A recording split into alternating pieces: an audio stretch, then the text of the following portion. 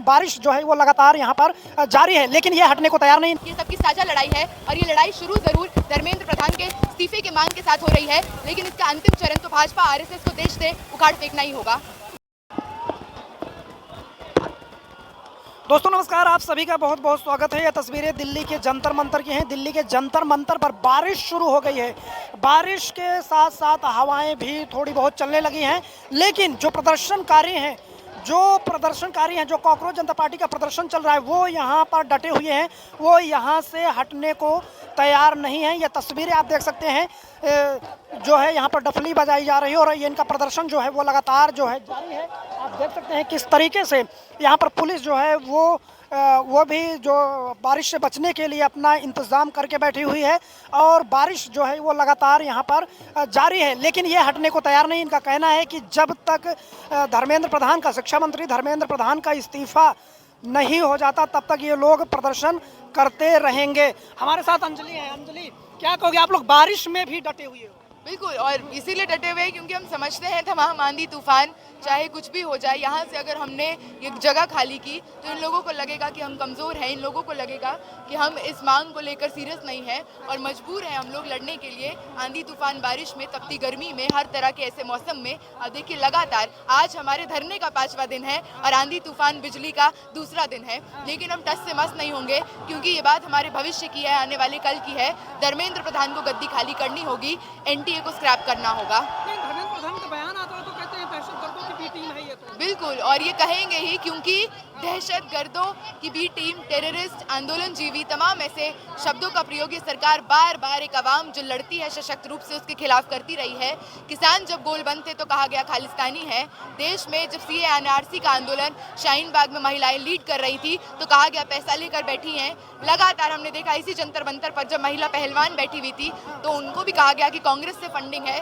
तो लगातार देश में जब जनता सवाल पूछती है गोलबंद होकर इस हुकूमत से तो ये थरथराती है और इस तरह के शब्दों का प्रयोग करती है उस आवाम के प्रति जो केवल इनसे जवाबदेही चाहती है। तो बहुत सारे लोग यहाँ पर कल एंटर कर गए थे और उन्होंने मारपीट की और कहा गया कि ये कॉकरोच हैं, हम सूर्यवीर हैं, ये सूर्यवीरों का देश है, हम इन्हें हिट से मारेंगे, इस तरीके की बातें की गई। जब देश का शिक्षा मंत्री लगातार पिछले 37 दिनों में 19 लोगों की जान खा जाने के बाद देश के स्टूडेंट्स जो बस उससे कह रहे हैं 13,000 साथियों की जान हर साल लेते हो, कुर्सी छोड़ क्यों नहीं देते जब काम नहीं होता, तो उसके बावजूद हम देखते हैं कि कुर्सी पर डटा रहता है। देश के स्टूडेंट्स को दहशतगर्दी करने वाला कहता है, तो उसी के सह पर ऐसे लोग तो आएंगे ही जो यहाँ पर ये सोच के आएंगे कि जब सत्ता को लगता है कि हम टेररिस्ट हैं, पाकिस्तानी एजेंट है, चाइना से फंडेड है अपने ही देश के स्टूडेंट्स के प्रति, तो ये सह तो सरकार ने दी गुंडों को कि जाओ एक शांतिपूर्ण तरीके से जो प्रदर्शन हो रहा है उसमें जाके डिस्ट्रप्शन करो, मारपीट करो।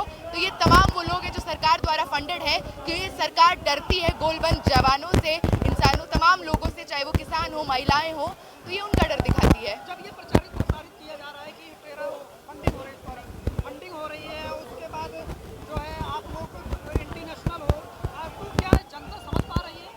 ये ट्रेंड सरकार का हो गया, क्या इस बार जनता समझ पा रही है? बिल्कुल समझ रही है सर, देश के कोने कोने से स्टूडेंट्स यहाँ पे आ रहे हैं। माँ बाप जो नौकरी करते हैं, नौकरी से घर जाने की जगह लोग जंतर मंतर पे आ रहे हैं क्योंकि देश की एक बड़ी आबादी समझ रही है कि अब नहीं उठे तो बहुत देर हो जाएगी। 10 साल में 89 पेपर लीक, लगातार हमारे साथियों की जान ली है सरकार ने, हम लोगों का फ्यूचर नीलाम कर खा गई, 10 लाख 20 लाख में सीटें बेच दी गई, तो आज हम मजबूर हैं लड़ने के लिए और ये एक बड़ी आबादी समझती है।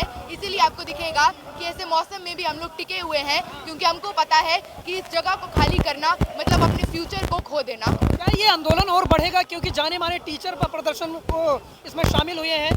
इसके पहले जो है किसानों ने समर्थन दिया था, तो क्या ये आंदोलन और बड़ा होने वाला है? बिल्कुल बड़ा होगा क्योंकि ये साझा लड़ाई है। एक सरकार जिसने 10 सालों में किसानों के साथ अन्याय किया, मजदूरों के साथ शोषण किया, महिलाएं, देश का अल्पसंख्यक, वंचित, शोषित सब परेशान है।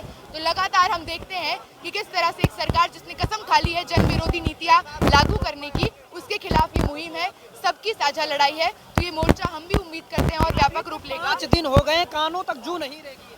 तो सर वो तो लगातार एक मापदंड जब देश में काबिज किया गया कि किसी भी तरह से हर तरह का अन्याय करने के बाद एक पॉलिटिकल इम्प्यूनिटी फील करने वाली एक सरकार आज देश में है, जहां पर कुलदीप सेंगर, बृजभूषण, परवेश वर्मा, अनुराग ठाकुर मापदंड है, वहां पर इस सरकार को सुनाने के लिए आंदोलन को तो पुरजोर और करना होगा क्योंकि इस सरकार ने लगातार लोगों की जान ली। देश में आदिवासियों से लेकर औरतों से लेकर महिलाओं से लेकर छात्र, नौजवान, किसान आज सब त्रस्त हैं। इसलिए हम बार बार कह रहे हैं कि ये सबकी साझा लड़ाई है और ये लड़ाई शुरू जरूर धर्मेंद्र प्रधान के इस्तीफे के मांग के साथ हो रही है, लेकिन इसका अंतिम चरण तो भाजपा आरएसएस को देश से उखाड़ फेंकना ही होगा। जो कदम उठाए गए हैं क्या वो प्रभावी नहीं है, जो वो काफ़ी नहीं है? जैसे टेलीग्राम बंद करना, और खबर आई कि प्रधानमंत्री एयरपोर्ट पर वेट करते रह गए काफ़ी देर तक, ताकि सेंटर तक जो स्टूडेंट हैं वो पहुंच सके। अब कह रहे हैं कि संपत्ति कुर्क होगी जो पेपर लीक नहीं कर पाया। ये बहुत ज़्यादा एक देश का प्रधानमंत्री जिसको देश के जनता के प्रति किसी तरह की जवाबदेही नहीं है। देश में एलपीजी क्राइसिस हो जाएगा, रुपए का दर गिरता रहेगा, धज्जियां उड़ जाएंगी विदेश नीति की, लेकिन गृह मंत्री, वित्त मंत्री, विदेश मंत्री मुंह नहीं खोलेगा। जिस देश में लगातार तमाम नेक्सस के पर्दाफाश होता रहा है, चाहे वो कोचिंग माफियाओं का उभार हो, चाहे वो पेपर लीक माफियाओं का नाम हो, तमाम ऐसे धांधलेबाजी में भाजपा युवा मोर्चा के लोग निकलते हैं और उन पर कोई कार्रवाई नहीं होती।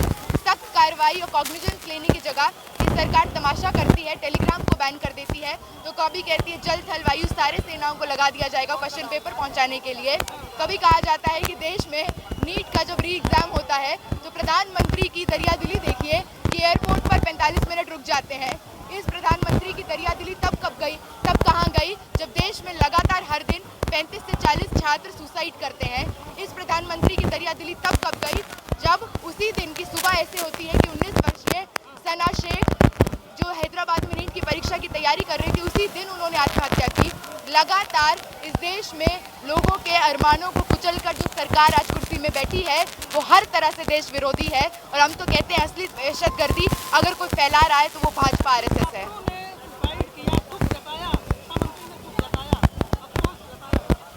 हमें उनका अफसोस नहीं चाहिए। अगर उनको वाकई में कुछ फ़र्क पड़ता है और फ़र्क नहीं पड़ता है तो हम फ़र्क पड़वाने के लिए यहाँ पर गोलबंद है।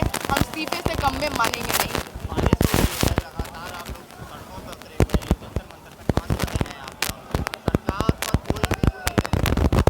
वो हमको पता है जो नहीं रेंग रही है, वो हमको 10 सालों से पता है।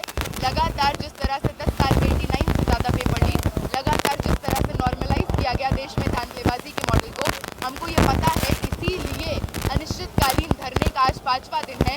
आंधी तूफान बारिश में छात्र डटे हुए हैं, क्योंकि हमको पता है कि सरकार जिसको देश की आवाम लोकतांत्रिक पर्व के तहत, चुनाव के तहत, खुद भाजपा अगर कहती है कि किसी भी घोटाले के बिना अगर वो जीत के आती है, अगर वो ऐसे ही जीत के आती है तो जवाबदेह क्यों नहीं हो जाती? अगर वो इसी तरह से जनता के प्रति इतनी बेहतर रूप से काम करने के लिए इच्छुक है तो हर दिन हमारे 35-40 साथियों की जान क्यों जा रही है? अगर वो सही में न्याय संगत है तो लगातार हमने देखा 37 दिनों में 19 लोगों ने आत्महत्या की, उनको न्याय क्यों नहीं देती?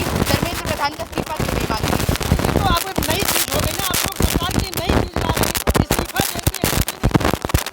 पता नहीं करते। राजनाथ सिंह सीना ठोक के बात कर रहे हैं कि हमारे कैबिनेट में इस्तीफा नहीं होता, और शायद वो ये बात नहीं जानते कि लगातार जो इस देश में बहुत बड़े बड़े हुकूमतों और शासकों को लगा कि वो नहीं होता, अंग्रेजों को भी शायद लगता था कि वो भारत छोड़ के नहीं जाएंगे, पर देश के युवा जब गोलबंद हुए, खदेड़ दिया गया, तो भाजपा आरएसएस को भी खदेड़ दिया जाएगा।